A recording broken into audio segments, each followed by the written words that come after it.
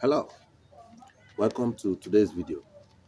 So guys, we are continuing our lessons from the philosophy and school of thought of Mahatma Gandhi, the great Indian sage. So this is the final lesson of 7 things that Gandhi identified that can destroy any society. So we have gone from lesson 1 to lesson 6. Today is lesson 7, the concluding part of 7 things. Yes, you might argue that how can Gandhi limit the things that can destroy society to just 7? You will discover that any other thing that you can discover that destroys any society can be derived from these 7 things that Gandhi identified. So today we'll be looking at lesson number 7, which is science without humanity. You see, Gandhi can be said to be a man who saw the future.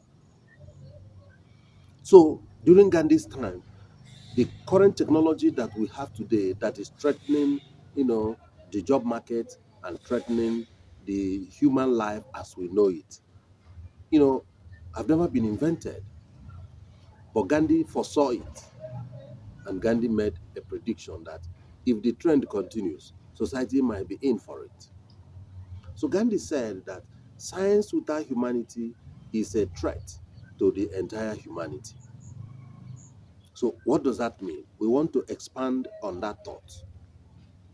So when we talk about science without humanity, it means that we are looking at development and advancement in science and technology that does not take into account certain areas that will violate our humanness.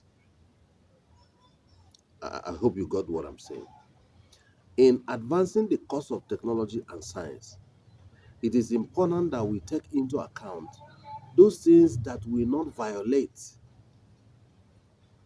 the humanness and humanity as we know it. Because by the time we begin to do that, you will discover that the human species might run the risk of going extinct. So, take for instance the technology that attempts to create, male and female in order for people to be able to, you know, have intercourse with them. So, imagine where we embrace this technology. So, that means human nature as we know it will be jeopardized because there will be tendency of people preferring those, you know, uh, robots to human beings, thereby making reproduction process or jeopardizing reproduction process. So that is part of what Gandhi is talking about.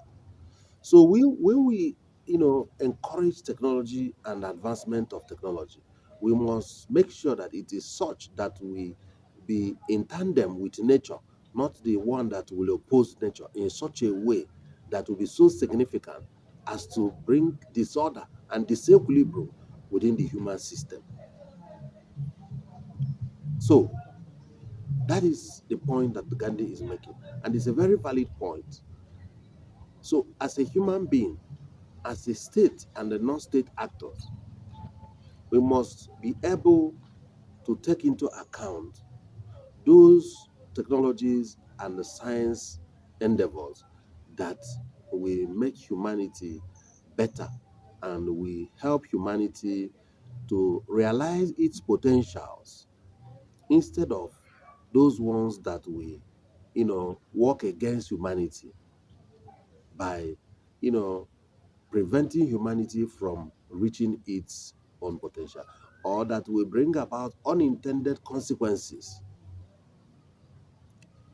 So, several technologies today are in the pipeline, and a lot of people are actually clamoring for those technologies not to be continued or those science endeavors not to be continued because of their negative effects on the human life.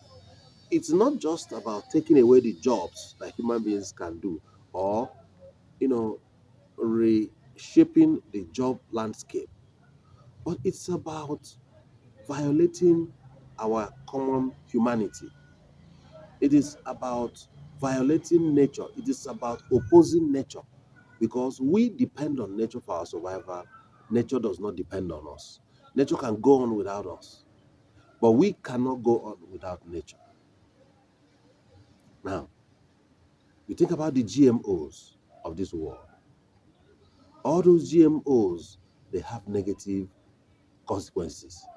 So we must review technology and make sure that it is in accordance with human nature. It is in accordance with the natural principle and natural laws that govern the universe and the existence to help us fast track and to help us, you know, control nature in such a natural way. I hope you get what I'm trying to say. So that is what Gandhi is trying to say. We shouldn't go wide. We shouldn't go crazy or go gaga in what our imagination can come up with, irrespective of how it affects or impacts the entire society. That is wrong. Otherwise, the human species may end up being the architect of its own extinction if we continue the way science and technology is going. Yes.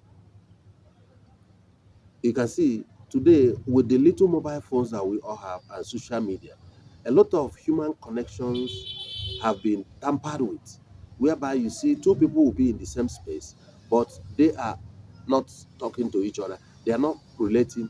Everybody is focusing on social media and the cyberspace.